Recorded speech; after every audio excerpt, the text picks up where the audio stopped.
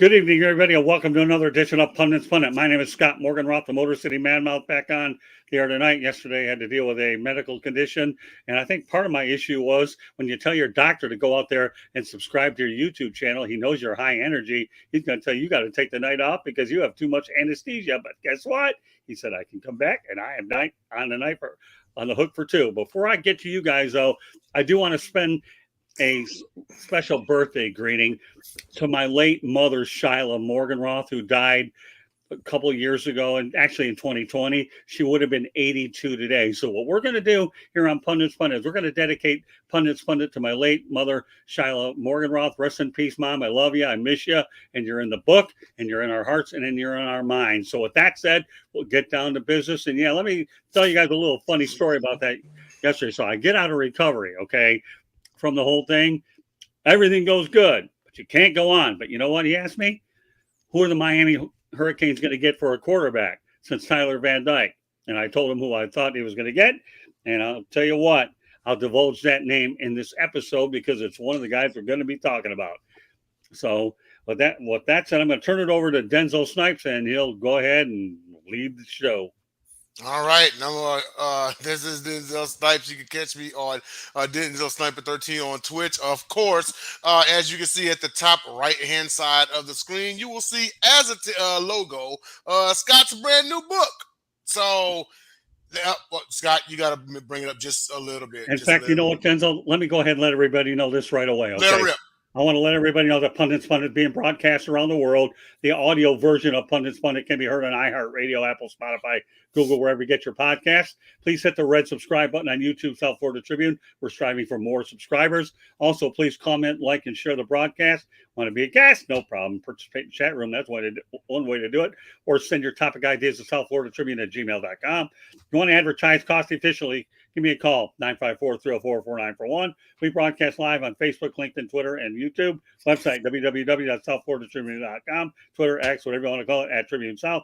Candy Ambling's behind the scenes. And yes, the book that's located in the right-hand corner is my book, Lessons from the Microphone, tuning into the enduring wisdom of visionary leaders, and really give you a Cliff Notes version. It's old school media versus new school is what it is.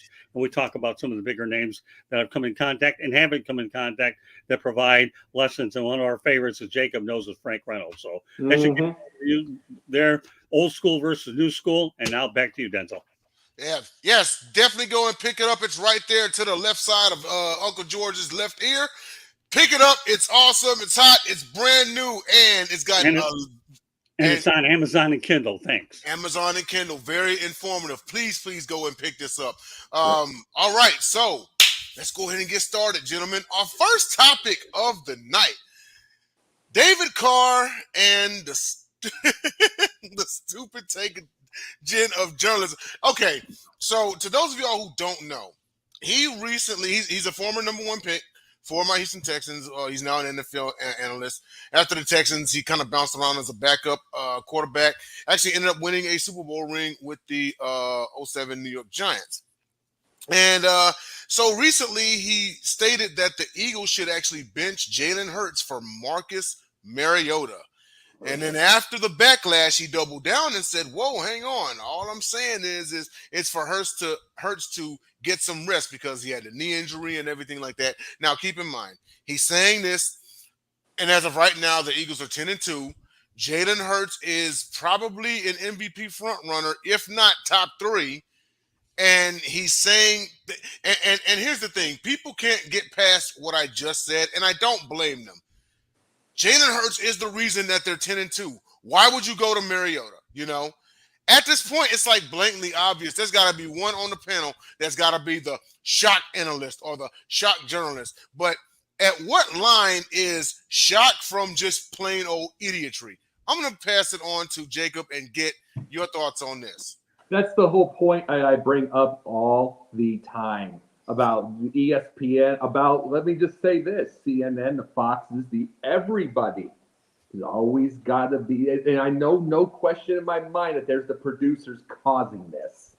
You always have, instead of people, they are afraid of people agreeing all the time and people watching being bored, but you can still have a great conversation if everybody's agreeing. But this is the thing. It's completely obvious that Jalen Hurts is the man. Completely obvious of all of this. And it's like, I'm not going to say that David Carr took too many hits, even though he took a lot of hits. 72 sacks in 1 year. I'm not going to say he took too many hits and he's completely, basically off the beaten path. I'm not going to say that, or he's out to lunch. But I am going to say he's with ESPN, he's getting paid, and he's being told what to say. I will say this. They're being, maybe they don't say it by words, but it's basically Vince. Between you and I, will know this, Denzel. We know this reference. It's Vince McMahon yelling at the ear what to say next. Oh, yeah. Yeah, and it's like, it's what to say next to the announcers. This is exactly what that is. And it's like, and the thing is, that's not journalism. That's not anything. It's like I love sideline sports. Even we're a startup where everything sideline sports and South Florida. It's a startup. It's everything. It's a combination of new ones and the veterans. And I love you all for it. And it's like, and you don't ever tell me what to say. And I love you all for it. Yep. Creative control is a very beautiful thing. And you bring up the Vince McMahon thing, and it's like, yeah, he's kind of telling the producers what to say next or announcers what to say next and everything. And, well, you kind of know that led to a fan outcry of him being ousted of the WWE. You know what I mean? But I want to swing this over to Scott and get your thoughts about this. Now, you spent 40-plus years in this field, so I know you've come across some characters behind the microphone who have said similar things, done similar things. You know what? I'll just let you go ahead and grab the floor and get your thoughts about this. Yeah, well, number one, Jacob, okay. Everybody's going to say what they want anyways because it's free speech, okay? So let's get that there. So whatever you want to call mainstream media, get away, man. Because you know what? Any monkey can get a microphone these days. I'm not putting the industry down. But that's why we have podcasting. Unlike George Eichhorn and I, who had to do things the old-fashioned way, we had to earn it over at terrestrial radio. Now, as for David Carr, okay, once upon a time during Christmas, Philadelphia people threw snowballs at Santa Claus, okay? Well, I wouldn't be surprised if he gets to Philadelphia and they throw snowballs at David Carr. Now, okay, let's face the reality. And now I will say this much about it, okay? When you go over to Houston, maybe he does have brain damage with all the beatings that he took anyway. So I'm going to kind of give him a little mulligan there because when you get too many hits, unfortunately, it does distort the brain a little bit. But really? Marcus Mariota, a journeyman quarterback who's the number 2 quarterback selected, and he's moved around a little bit. Rhonda, I love you. I don't know if I can calm down, but I love you anyways. She's one of my buddies out in Canada. You're the best, man. I'm telling you, I can't put it up there. This lady's great. Calm down. I wish I knew how. Andy's been and trying. Her sister, Toronto. I got the best woman. Rhonda's my buddy in Canada, and I got Candy. It works out good. Good line, Jacob. Yeah, but the reality of the decision. Oh, shuck. There you go, Rhonda. Looking forward to seeing you in Orlando when you get back down here again. But really, the reality of the situation is this, okay? David Carr gets paid to commentate, okay? Jacob, myself, George, and Denzel are looking forward to eventually getting paid a whole lot more to commentate, okay? But this guy had an NFL career. And, what goes up goes down. The problem is he went down a lot when you talk about the Houston Texans called an offensive line, which is like shredded cheddar, okay? Or anything you want to put the shredder, whether it's paper in the paper shredder, David Carr was like a paper shredder. So what do I think of the comments? It's typical journalism. You get a guy behind the microphone, they're going to say whatever they want, whether it makes any sense at all. And guess what? It doesn't make any sense at all. Like Jacob said, only I took the longer version to talk about it.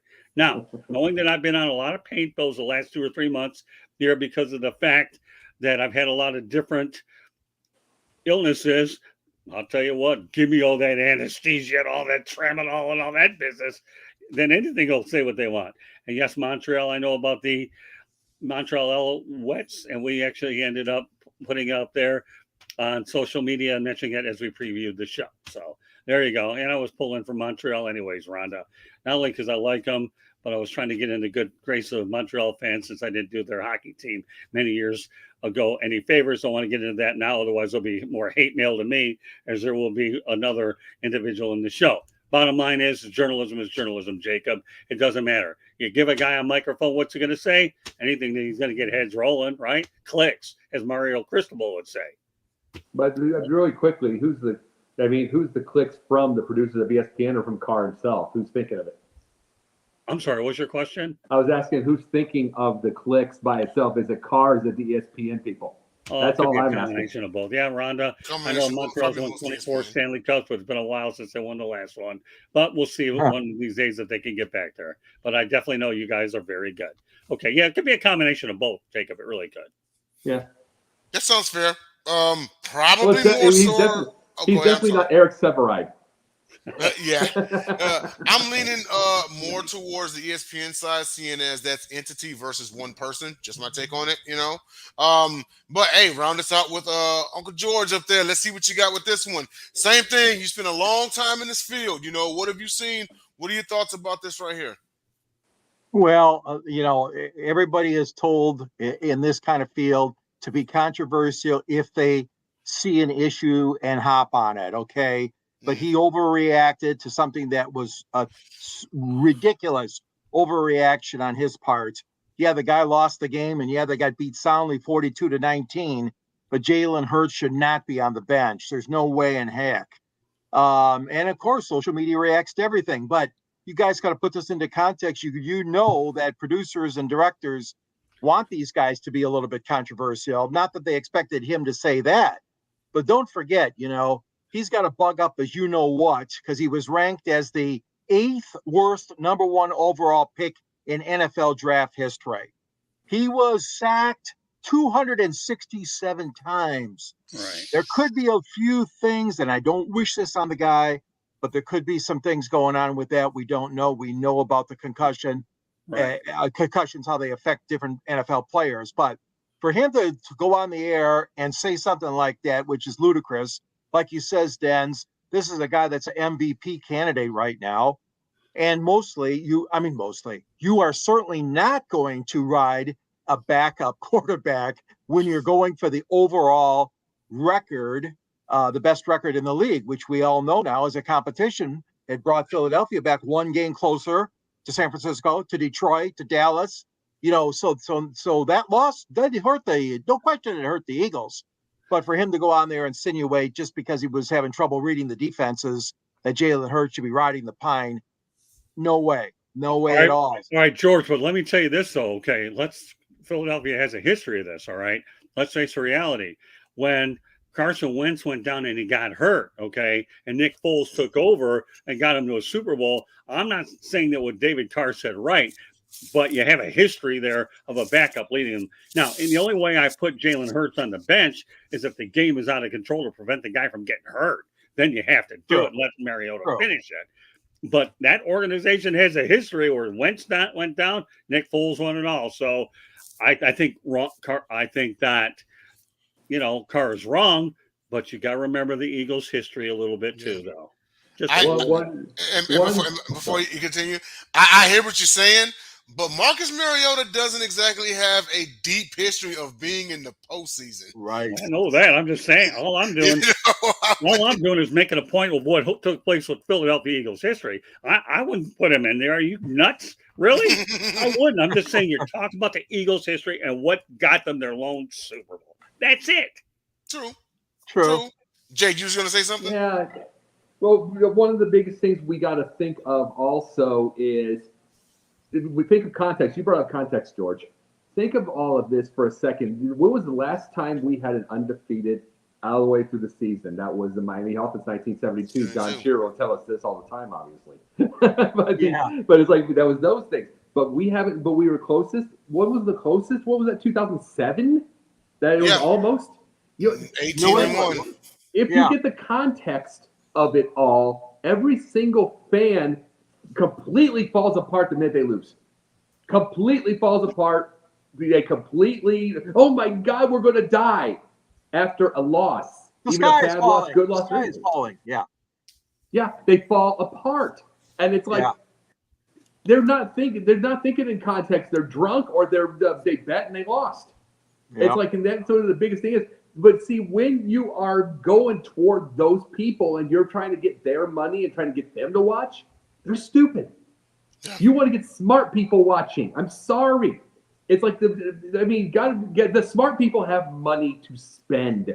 This is what people don't seem to understand. They keep trying to get the stupid people.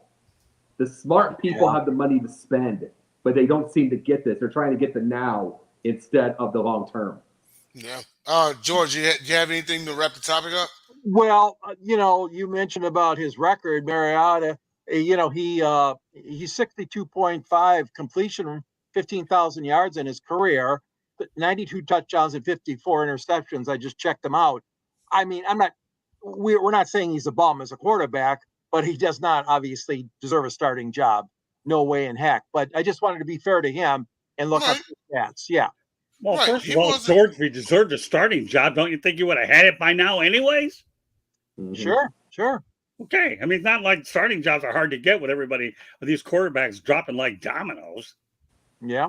Well, again, it's a silly remark, and David Carr, I believe, was just going for glamour and controversy, whatever else he was seeking. Well, then he got it.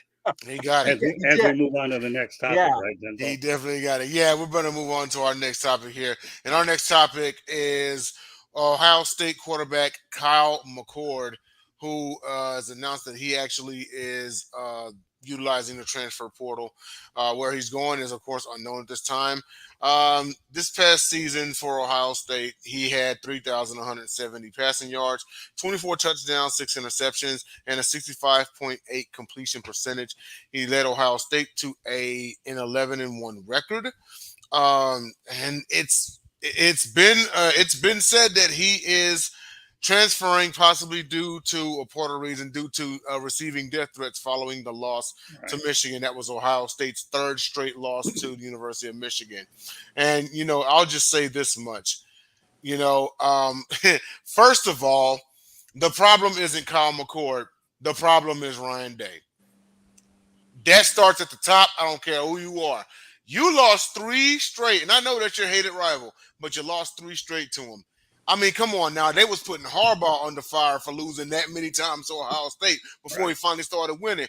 But you think the problem is the quarterback? 65.8 completion percentage, 24-6, 3,000 plus passing yards. How is this not on the coach? I sat there and watched that same coach. I watched the Peach Bowl back in January where the only quarterback, Georgia, the eventual champion, had trouble with all season long was C.J. Stroud. He did what he wanted with that defense. And C.J. Stroud did everything he could to win that game. It was Coach Day's play calling that had that kid attempt a 50-plus yard field goal that went wide left. I mean, come on now. At some point in time, when you start looking at the coach, I'm not saying the coach is terrible, but obviously a few screws are loose, within that play calling. And Kyle McCord, looking at the stats, obviously is not the problem. So I just want to give it to Jacob, get the floor to him, and get your thoughts about this. The other thing with Kyle McCord is the fact that there's a set of fans that are told, whether by media or on social media by others. It's kind of like high school. They're told who's cool, and they're told who's cool, who's this, who's that. You got to remember, they are literally trying to say online, a bunch of people that would never have a woman a day in their life because they're on 24/7. They are telling us that these guys can't get women. Quarterbacks, they're saying that they're dorks. They were saying that Brock Purdy's a geek. They're talking that he's a geek because he was a farm kid. These are these types of morons. And then he loses. And I can promise you, C.J. Stroud did not get a death threat. Not one. It's like, but it's the idea of what's cool. And this is the point I'm trying to say. You cannot listen. I'm talking about programs. I'm talking about the franchises in the NFL. Got to quit listening to fans. They're not going to go away if you're winning. You have this fear that if you say something about them, if you say what I'm saying now, that they're not going to come. Yes, they will.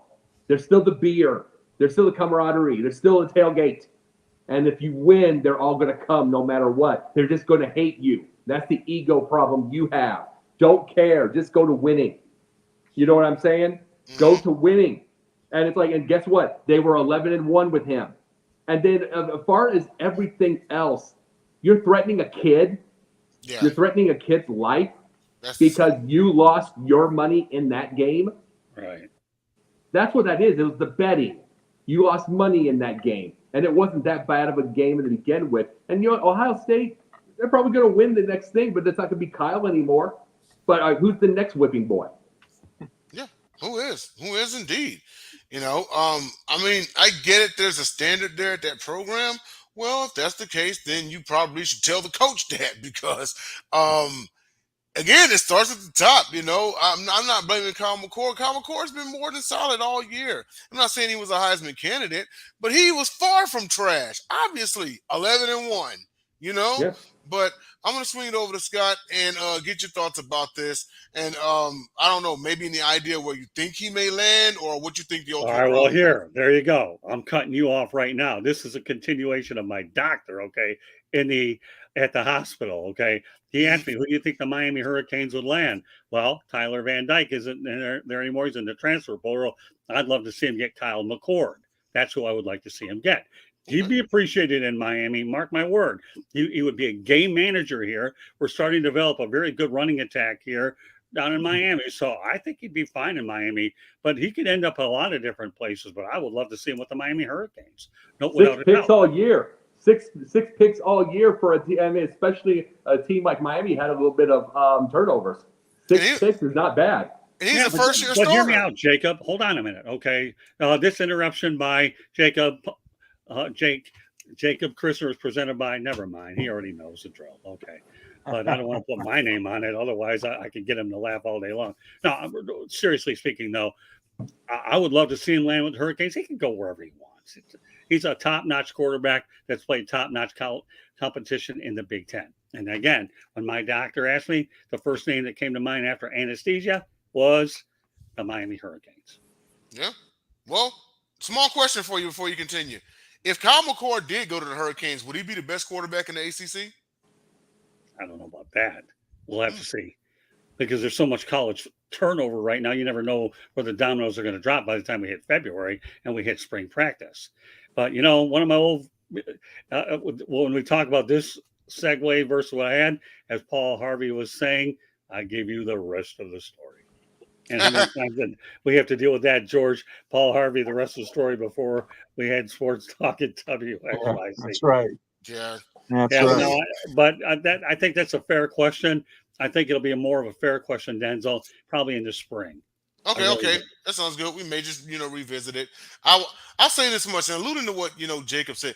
And, okay, you didn't bring it up in these exact words. I'm going to just say it's the spoiled fans mindset. Right. We've seen it from, I'm not saying everybody, but I'm just going to name some examples. We've seen it from Alabama fans. We've seen it from, some Cowboys fans, Steelers, Patriots, what Steelers and Patriots are paying right now. It comes from, spoiled fan bases, why they even do things like this. And it's really terrible because on one aspect it does, and you mentioned the betting thing, and I can recall watching the 30 for 30 on the Miami Hurricanes, as a matter of fact. Right. And some of these guys were coming from the inner city in Miami, and where pretty much the only positive thing was high school football, and local drug dealers would bet on the game, So now they're going into this game with this fear, like, oh shoot, like I can't lose. That guy's got a lot of power, and I know what he's capable of. And if I lose, and he's got a lot of money on the line, I could be in some trouble. I guess it's one of those things where when it comes to gambling, if gambling is the context here, and Ohio State losing cost whoever a lot of money. It's like, where's the fine line? But also at the same time, I would tell them, no one held a gun to your head and make you bet your rent money. Nobody held a gun to your head and make you bet your insurance money. Nobody held a gun to your head and make you bet your next paycheck. That was free will. That was all you, And if you don't have it to bet, don't bet it. Yeah, exactly. With No, that and Yeah, the but you said, know what, Denzel? Easier said than done. And here's the thing about the bet, what you talked about with these idiots. I'm gonna call them idiots. Here's the thing: bet their rent money. Let's just say they win. That other part of that money ain't going to the rent. yeah, They're gonna spend it somewhere else. They're just impulsive because they're like children. yeah. Well, Absolutely. let me give you a little piece of gambling history about me many years ago. When I got married many years ago out in Lake Tahoe, I was probably the one person that the casinos didn't like because every time I won something, I bought me a Caesar's Tahoe leather jacket instead of giving it back to them. So if I could spend it on souvenirs, I was okay with it. And I still have that jacket somewhere in my closet. So, or I bought shirts. I didn't mean to give it back to them. And all I ever did was play the slots, by the way. No, I get you. All right, George, it's on you. You got the mic. What are your thoughts about the whole Kyle McCord situation? Well, I think it's total ridiculous. If people are threatening this young man, this is really bad. And obviously, he took it so seriously that within hours, practically, of losing to Michigan, decides to go into the portal. It's a sad day for OSU football. I'm sorry to lose a kid of that kind of ability. One of the commentators, as you guys know, that was trying to do a hot take was R.J. Young of Fox. And he was trying to say that McCord was even better than J.J. McCarthy of the Michigan Wolverines. Well, statistically, J.J. had it on McCord this year. But I'll tell you what, like you said, Denzel, 11-1. I mean, they had a tremendous season. He's a young man that really showed me a lot of promise, a lot of moxie during the season. Wasn't easy, taking a team, a powerhouse like Ohio State, and rattle off those victories. But again, the craziness is in college football, what have you done for me lately? And when it comes to Michigan and Ohio State, that's always going to be the benchmark. As you guys said earlier, Harbaugh was not doing it against Ohio State. Neither were his predecessors very much. You have to go back to Lloyd Carr probably to see some more consistency against Ohio State. True. That being said, with them losing 3 in a row, that definitely is a hot seat and a hot button item. But boy, oh boy, that is a sick society if we're having people threatening this young man and his family and his school, whatever. That is ridiculous. I mean, McCord did a heck of a job. He has really nothing to be ashamed of. Oh, yeah, I know the game was lost, but still, he was a tremendous addition to the Ohio State staff today. So, again, overreacting people. And, when you unpack this thing, it's just a sad commentary on the pressure that these people, gamblers, fans, whatever you want to call themselves, derelicts, maybe some of them are more derelict on this young man. But I hope. Now, Scott, if he doesn't go to Miami, don't forget about Michigan. Because if J.J. McCarthy jumps to the NFL, which a lot of people think he will if they win the national title, he's probably going to be gone. I mean, then would Harbaugh even take a look at Kyle for a possible successor? Well, you know what, George, that's an interesting point because it's not uncommon for Ohio State to pluck an assistant coach from Michigan over there. Mhm. True. So I don't think it's an unrealistic possibility, but we have to understand whether Harbaugh is going to be there or not first before we even talk Good about point. it. Because Good now point. what I've heard is Michigan's working hard to extend Harbaugh with $11 million. $11 million, yep. Right. So he hadn't even made a decision whether or not he's going to go out there and go back. And now I've also heard Eric Bieniemy is a candidate to go to the Chicago Bears after that season. So that'll be playing out later on. I don't want to get us off track with the broadcast, but these are pertinent facts here that will play out as time goes on. But I remember there was a defensive coach. I'm trying to remember who it was. I don't even care. It's not worth it. That ended up going from Michigan to Ohio State. Okay. Yep. So I could see it, but we'll let it play out and continue. We'll let it play out. Exactly. Didn't Bo Schembechler coach at both schools? No. No, Well, he No, was it was in just Ohio, but Ohio not State. My bad. at Ohio State. I thought maybe he was an assistant at the other also. Okay, go ahead, Jacob. No. One thing that we have a problem with the whole Kyle McCord situation is every fan is expecting to forget. Another thing with context, and it should be another title someday. You know what I'm saying? Mhm. It's like context. Not every quarterback is going to be what they call Caleb Williams. Not every quarterback is the first round pick. Not every quarterback is the star. Some of them they live off of a defense and being part of a team. Probably the majority. But fans are too endowed with fantasy football, and they want to look cool to their buddies. All I care about myself is winning, and whatever it takes. You know what I'm saying? Exactly. Well, that's how we said the best college football is now being it's like a minor league system, good minor league system for the NFL. I mean, so many things are out of control, but that's another story for another day about college football. Yeah, I totally get it. Well, we are at the 30-minute mark. It's a great time to segue into our third topic, and that is the dangers of constant use of drones in sports. So, doing a little digging about this one. So there was actually a drone that was seen earlier this year at an Ohio State, Maryland game in October, and once it was spotted, play was suspended. The pilot of it was arrested. He was facing multiple charges, but police determined that there was no malicious intent. Federal law actually prohibits drones flying over sporting events. However, it continues to happen. But on a technical note, yes, it is prohibited by federal law. FBI Director Christopher Wray actually said that in 2022, the FBI investigated multiple instances of people attempting to weaponize drones. So, swinging over to Jacob in this one, and I want to get your thoughts about this. Let me give you this part. During the remember the war in '91, with Iraq. Remember all of that kind of situation. There was all of the fear. There was fears of like the Super Bowl and all the other big events, just because of who could come in and blow everything up, who could start a war there. But you want to know what they did is what they were able to do by something like this is they were able to get $5 to $10 million worth of security, and they could be able to tell who might have been someone wrong. They might have been able to tell every little situation. Let's ask questions. Let's see who is suspicious. In '91, because there wasn't a lot of our electronics like we see now. There wasn't. But there's a couple of different things that become a problem now with something like this, drones and everything like that. Like in the '91, when you could see something like this, you could kind of have a suspicion, and guess what? The suspicions sometimes were true. Now, you get the suspicion, and you get online, and people will say, "Oh, you would have done that if that was a white guy." Whatever ridiculousness that somebody will bring up. They'll do that. And then the second thing, the drones. The drones, you can do all of the 10 million of security or 15 million of security if you want to.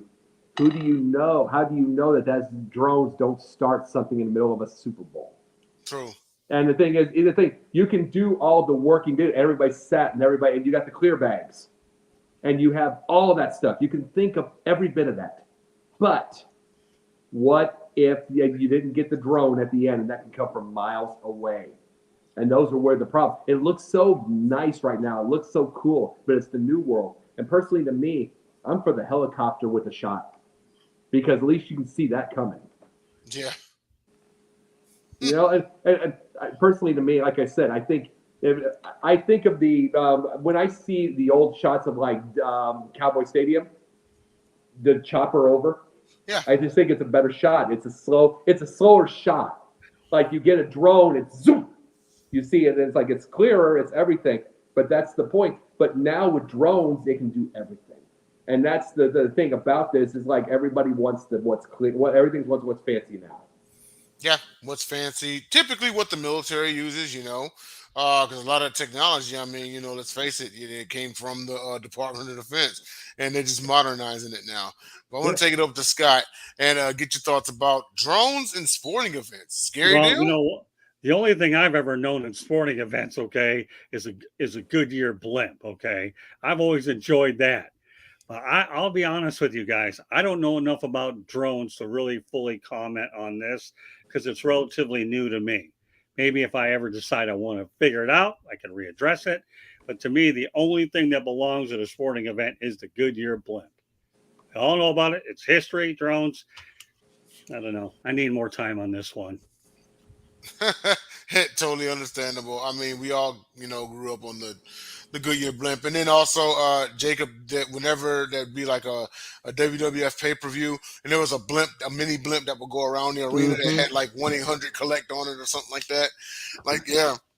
Well, George, you brought this up with me, and I wanted to give you that. I wanted to give you this thing because I've given Scott one, I've given Denzel thing. I wanted to give you the time with this. You brought this up. But my issue with the drone deal is the fact that it's like, how many different uses could you have with all the electronics now, and what you could do? Like, I still think of the old Super Bowls, like '91, Buffalo and New York Giants. They were thinking of canceling that Super Bowl. You know what I'm saying? Mm-hmm. Just because of of all the threats because of the war, and it's like, here's the thing: we have other than COVID, we've had less of these thought processes to cancel, but we have more things to cause havoc. That's all I'm meaning by that, Scott. I was just thinking of the possible ways of being havoc with our world now. Well, come on, Jacob. Let's be real. This world's crazy as it is. Exactly. But let me tell you, when you sent astronauts to the in outer space, you think they really cared about a drone? Satellites, really? Astronauts. Right. We're talking about the real day. The Johnson Space Center, the Kennedy Space Center. Drones, really? Want to get me going? Drones, really? Right. Send them to the moon. Let's get a drone. Let's take a picture of what these people are, if there are any up there in the first place. Neil Armstrong. Okay, who's the other one? Who's the guy that landed on the moon? Was it first? John Glenn? Buzz Aldrin and Neil Armstrong. All right, well, I'll bet these guys never cared about a drone, and they'll probably never know one if they're in heaven. So leave it at that. Well, my whole thing on this one is that these already are they're already weapons, okay? They are dangerous to me because they're already being used in the Russian-Ukrainian war. They're being used in the Hamas-Israel war right now. You hear about this stuff in the news. These are the weapons. Now, the question is, are you, as a sports fan, are you confident that the police or the U.S. Armed Forces will be able to save or prevent this from happening at a stadium? I'm not confident. These things are flying all over the place. Oh yeah, they look pretty when they make words in the sky. They make beautiful pictures, and you can shoot them up there. Okay, I get all that. It's a technical advancement. But when these countries start using this as a weapon, which they are doing now, and I'm not taking sides, please, folks, on either one of the wars, but the fact of the matter is they are dangerous, but we don't have 24/7 surveillance at every sporting event. I mean, we don't. I mean, this could be a problem down the road, but I mean, if you go to a game and you're worried about that, I mean, you just can't. You got to enjoy the game, have fun, and, I guess we just need more, like Scott said, we need more time on this to see. Oh, yeah. Absolutely. And I'll say this, sorry, Denzel. I'll say this part. It's like, remember, we left 3 months of sports with COVID. You know what I'm saying? With COVID, that took 3 months away. You want to know what we have now? Outside of Soldier Field that still uses cash left, every stadium around is cashless. Every stadium. It's like there's all these advancements. There's all these advancements in like Hallis Hall with touchless areas. Everybody, and it's like now we've got the drones. But in the midst of, because of all this, we don't have the same cancellations anymore. But like I said, and you're right, Scott. There's the world's nuts as it is, but there's more options of chaos because you don't have to be there in person to do it anymore. Yeah. Yep. Very true. Well, and what did you think, Denzel? You were at war. What do you think of this? You know what? I'm leaning more toward George on this one because these things are technological advances, and it's the very thing you use for combat. So whenever you see one buzzing over the state, there's a reason why they suspended play. When it happened at the Ohio State Maryland game, like those things can be dangerous because that's the thing. It could be something friendly or it could be something dangerous. Like you don't know what's going on. Y'all said it. There's 2 wars going on right now. You don't know who's an insider threat. You don't know whoever whoever might be, working for the other side that's right here, that's drafting up a drone that's going to fly it over some stadium and it has a gun on it. You know what I mean? These things are inherently dangerous. So, there's a reason the FBI has prohibited it. It's against federal law, and this is why. Now, Well, people still do it. Candy Okay. Abilene says sign stealing to a whole new level. There you go. Yeah. There you go. Yeah, you're right, Candy. I Absolutely. want to start. Can I do an off the top of my head thing for a second? Since you're right, we need to. Yeah, but just we make sure didn't. your second doesn't turn into. We're gonna have time. We're gonna have some time. I just wanted to ask you this. I wanted to ask you guys this. We're bringing this whole thing up. We brought this up about journalism. This is one of our things tonight and how we can get it. I wanted to ask you this. What was, see, because you studied journalism, Denzel. You studied journalism. All of you have been to journalism. What do you think was the high points of journalism? We'll do the next 5-6 minutes for this. What do you think is the high points of journalism in your lifetime? I want to ask you, Scott. Start with you. You and George are the man. What the high points of journalism? You might want to give me a little clarity on. Well, let's see. Let's, for instance, who was your favorite? CBS, NBC. You said Frank Reynolds. You said just those type of things, like things that you've learned from the very best. I mean, the good ones make sure you get it right, and they do all the research that they have, and they make sure that they're very, very strong in how they communicate with the people around them. I mean, I can care. I mean, Walter Cronkite is a friendly guy, and he's obviously iconic, but guys like Frank Reynolds don't get enough respect because they're passionate and they want to make sure they've got to do. So I think the high point of any journalist is who you end up watching and who represents himself with the most objective way possible and demonstrates integrity. Jacob, I don't know if there's a real high point to really describe in journalism. It's about getting it right, getting it accurate, and doing the necessary things that don't give journalism a bad name. Right. And okay, and say to both of you, do you guys miss what was it called, the rip and read? Like when you had the printers Ticker, and you ripped it off and read? the ticker, yeah. United Press International and Associated Press would have these tickers that run in the newsrooms. Right. So Scott and I would go and get, ours was all sports. So we would go in that, and then we would give those to the host usually to announce the stories. But for me, high point of journalism, I am looking at things like the Pentagon Papers. I'm looking at Watergate, when the New York Times and Washington Post, they blew these stories that were being kept secret. And I know I'm bringing up politics, but I'm just saying that distinguished journalism because they were doing the investigation that the American public wanted. To me, that was the high point of journalism. And also, I think, let's be honest, when we saw Jim McKay handle the murderous situation and Peter Jennings in Munich, Germany at the Olympics, and the Jewish people were killed, terrible disruption of the Munich Games. I mean, that was high for me personally as journalism. And I mean, obviously, when they went on the air when Kennedy was shot, I mean, back in '63, but I was too young for that, and when Reagan was shot, I mean, they went wall-to-wall coverage. So I think when those big events happen, but I agree with Scott. I mean, there are certain individuals who were Sam Donaldson, always wanted to get the story right. Frank Reynolds, like you mentioned. Barbara Walters, she would read through the BS when she did her interviews with people. So I hold those people, in high esteem. Yeah, Jacob, I want to make sure that you understand, okay? And I think George and I are trying to make sure you and Denzel do understand it, okay? And that's this, okay?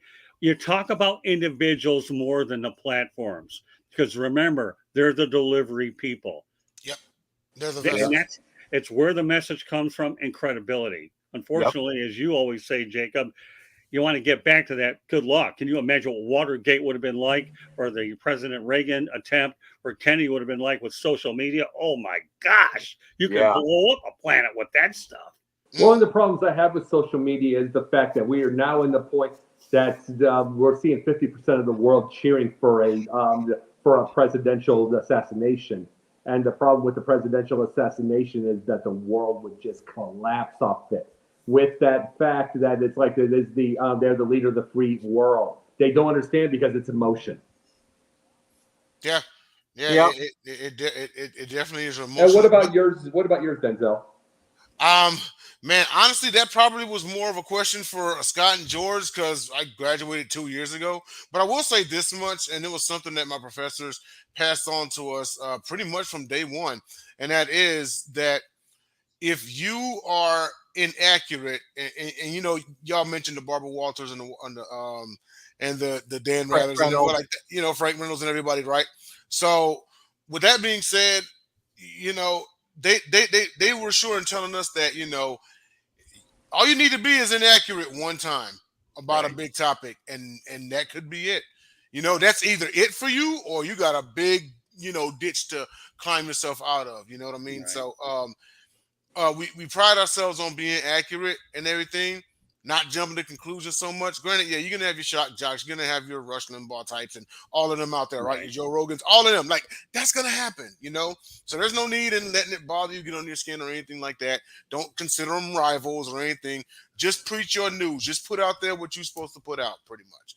You know, Absolutely. And but, I just wanted to but bring fairness and accuracy and neutral. That means apolitical. That means not choosing sides. And before we got to our thing, I just wanted to be able to get because the journalism has been. I've been studying the journalism so much. That's been my thing. Like the late, the 1968 right now, all that kind of stuff going on. I just wanted to bring that up to the thing because there's a lot I've been learning from it, and I just wanted to have a little conversation on the thing by itself. It was a lot of fun. But it's like I know very well that we have to get to our final shot. Yeah, but Jacob, this is the kind of thing, with all due respect, okay, you can actually make a topic out of what you're trying to do. You're trying to fit a square peg into a round hole here, and we don't mind addressing it, but you might want to look at it down the road. If you really want to elaborate on this would be a topic that we could really go into much more Let's do a detail. part two sometime. Let's Being do a part rushed. two. So right now, okay, we don't need curveballs. You only see them in baseball, not in broadcasting. Right, And you right. obviously found the ability to throw one tonight, Jacob. Well, no, you're right. Let's get to our final stuff. You know that, Pundits Denzel. point. Denzel, I'll take over, okay? Mhm. All right. We're going to have our pundits point. That's what we usually do at the end of the broadcast. So, George, give me your pundits point. My pundit's point, I'll be quick, Scott, is the overemphasis on these baseball winter meetings. Okay, everybody makes a big deal about these winter meetings. What's going to happen? What's going to happen? Okay, so there was a good announcement, Detroit-wise. Obviously, their former manager became a Hall of Famer. That's reserved for the winter meetings. But and I know the Yankees and Bo Sox, there were some trades that went on, obviously big trades. Soto was signed and traded over to the Yankees. But I think there's overhype. Baseball and the baseball writers especially, they overhype these winter meetings. Don't get me wrong. And I know Scott's been there. I've never been there, but I mean, I know they're very important for people trying to get into the business or looking for new jobs and opportunities in baseball. Right. That I get. But the constant bombardment about, well, the Tigers didn't do anything today, right, or the Guardians didn't do anything in the draft, Rule 5. I mean, to me, it's just overhyping. Excuse me. Have your meetings, but you can settle down the hype for baseball off season. Thank you. That's my pundit's point. All right, you know what, Jacob? We got to let you go second because there's a margin of error with you that you might go over, and I'll try to keep mine short and sweet so we keep everything. You won't need to worry about me because the pundit point I was making tonight, it was that I thank you for telling me about the curveball, but I wanted to make this. I wanted to make this as a simple deal. You brought up about the Jim McKay and all of that going on. Everybody trying. Frank Reynolds, you bring up all the time. Peter Jennings trying to. We had this thing at one time. This is actually the era, and this is my pundit point for journalism. This is actually the era where we can have the chance of being more right than we ever did because we have more of the factual thing and we have more options than we ever had for the stuff right now for the right kind of deal. But because it didn't come right away, but we don't have that now. We don't have it now. It's everybody wants the chaos. And the way we got to get away from the chaos is one person, somewhere, somehow, whether it's in sports, whether it's in news, whether it's politics or anything, has got to be the one just to be quiet and give it, then someone else will follow. Okay, Denzel. All right. So, real quick. So my pundit point is Oregon and Oregon State are actually finalizing a deal to keep the Civil War rivalry game going in 2024 and beyond, which is actually really great news because I'm a fan of rivalry games. even if I don't particularly care about either team, or I'm all right with both teams, or if it's one of them's my team or anything like that. It just feels different. You know what I mean? Michigan, Ohio State, Texas, Oklahoma, USC, UCLA, whichever. But it's really great because in the midst of this whole bidding war, conference realignment, that's seeing California go to the ACC, a Pacific school, going to an Atlantic conference. Are you kidding me? Then my Scott, are you kidding me? Are you kidding me? My Scott intimidation? Come on now, that doesn't make any sense. But Oregon is headed to the Big Ten, or the B1G, as Jacob will put it, and Oregon State is to join the Mountain West Conference, meaning not officially, but they're going to play 600 teams next year. But it was great.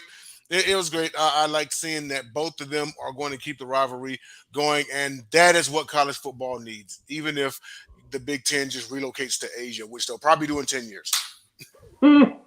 All right. Well, that leaves me. Also, I should point out a news story that's been developing all day. Manny Diaz, a former Miami Hurricanes coach, they're looking at him possibly taking over the head coaching job over at Duke University to replace Mike Elko. That isn't my pundit's point. That's just called a fact. So there you go. So my pundit's point is pretty straightforward. The Detroit Pistons are 62-195 with Troy Weaver as a general manager and a 241 winning percentage. Okay, get that. Okay, the Lions are 31-84, a 270 winning percentage under Matt Millen. Tom Gores, okay, I don't think you're on the sleeping medication that I'm on, even though it never works half the time anyways. But wake up, Tommy. Tommy, can you hear me? Tommy, can you hear me? No, you don't want me singing. I'll break up with your Memorex class. But you need to get Troy Weaver out of there. Otherwise, your franchise is going to be a dumpster fire. Only George could probably tell me what they're drawing over at Little Caesars. I can't imagine a whole lot. No. The figures are inflated, though, Scott. You know that. That's a great pundit point, though. You're spot on. Come on, let's get realistic. If you're talking about Matt Millen, this is bad. I mean, let's be realistic. But Troy Weaver, we thought this guy was a credible guy out of Oklahoma City doing good things. And what have we gotten? The worst of Troy Weaver. Even Charlie Weaver from the Hollywood Squares could do better than this guy. Charlie Weaver. Nice. Yeah, all right. I mean, it's true, though. Charlie Weaver from the Hollywood Squares. Anybody remember? Does anybody remember Sanford's son? Really? Absolutely. Seriously? Oh, Charlie Weaver, you kidding me? Him or Paul Lynde? One of the two. Yeah, I know. But the point is put Charlie Weaver in there, Troy Weaver, and getting it done. All right. With that said, this is the point of the broadcast where everybody can let everybody know they get a hold of them. And just coming up at the top of the hour, fire up with myself, George Eichhorn, Jeremy Ballrick, Damon Knight, and whoever pops in. I think that's the crew for Fire Up. All right, George, lead off. All right. Now you can follow me on the South Florida Tribune. I write out of the Motor City Tribune, covering activities here in Detroit and Michigan. I do have a book, so if you're interested in that book, there's a link at the end of my column that you'll read online if you care to purchase one, covering the history of Detroit sports broadcasting, and Scott's in the book as well. And you can reach me at gicorn@yahoo.com and on Twitter at SandGSports99, and follow me also on Inside the Pigskin, 108 Stitches, this wonderful show, Pundits Pundit, and Fire Up and Sports Exchange, and what a great network to be involved in. Thanks to Scott and Candy and all you guys, Denzel, and you too, Jacob. Okay, Denzel, you're next. All right. As you see on the handle, Denzel Sniper 13 on Twitch. Also, Denzel Snipes on Facebook. Nelly Nell 13 on X or Twitter. Of course, here Pundits Pundit Thursdays, Mondays Top Rope Talk with Jacob Christner. Wednesdays, the Gauntlet presents Picked Off NFL Weekly Picks with the Gauntlet crew. Also, the Gauntlet on Fridays. Sideline Sports, South Florida Tribune. All right, Jacob Cliff Notes. The South Florida Tribune. The South Florida Tribune, 3 shows, 2 shows with the Sideline Sports. Jake the Pundit on Twitter, Jake the Pundit 1 on TikTok. Also, just got a final audition, a final call for another possible movie. I'll let you guys know if I get it. No problem. I wish you well. I hope you do. All right. Finally, just so you know, okay, Pundits Pundit is being broadcast around the world. The audio version of Pundits Pundit can be heard on iHeartRadio, Apple, Spotify, Google, wherever you get your podcasts. Please hit the red subscribe button on YouTube, South Florida Tribune. We're looking for more subscribers. Please also comment like and share the broadcast. Want to be a guest? No problem. Send topic ideas to southfloridatribune@gmail.com. If you want to advertise cost efficiently, give me a call at 954-304-4941. We broadcast live on Facebook, LinkedIn, Twitter, and YouTube. Website, www.southfloridatribune.com. Twitter @Tribune South. X whatever. Candy Ebling is behind the scenes. Also, my new book called Lessons from the Microphone is now available on Amazon and Kindle. And it's actually tuning into the enduring wisdom of visionary leaders. Basically, to make a long story short, I really talk about old school media versus new school media. One of the people that is prominently mentioned in that particular book does happen to be Frank Reynolds as well. So, it's a good combination of old people, and some of, when you folks purchase it, I'm sure that there will be a lot of national names that everybody can definitely go out there and recognize. Glad to have the crew back. Obviously, we were out in Milwaukee last Wednesday, but we're back in our normal time slot on Thursday. I do want to have a programming note. I know it's a little ways out, but there will be no broadcast running from December 25th to January 2nd. Everybody needs a little bit of a break, and that includes us. So, but we have plenty of things going on. And even though whether we're broadcasting out, we have plenty in the archives to make sure that you can watch those. So, meanwhile, on behalf of George Eichhorn, Jacob Christner, and Denzel Sipes, my name is Scott Morgan, Roth, the Motor City Madmouth. Thank you for joining us on this edition of Pundits Pundit. Fire Up is next.